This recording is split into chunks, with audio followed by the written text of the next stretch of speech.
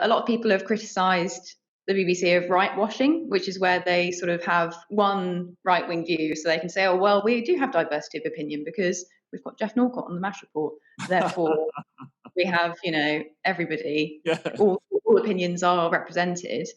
Do you think it's just going to lead to more of that with this sort of like new approach of trying to appear more diverse? Yeah, I mean, the BBC really is, it's been infiltrated and taken over with wokeness, with, this sort of liberal dogma, which is, it's like a religion, and it's puritanical, and I think they'll try and keep right-wing people out as much as they can.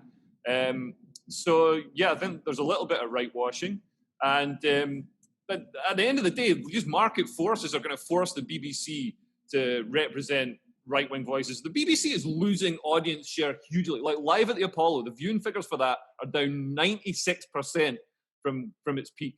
That's a huge. I mean, that's a complete failure.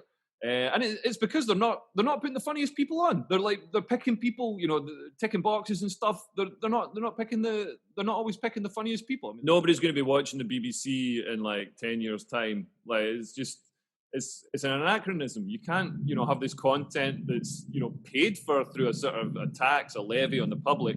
There's going to be resistance to that tax growing when, everybody's paying for Netflix and, paying for YouTube subscriptions or whatever.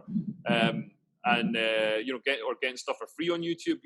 Why would you pay the BBC if you're only watching? The only thing I use the BBC for is I think the news is great, and the World Service is just a fantastic radio station. It's just so interesting.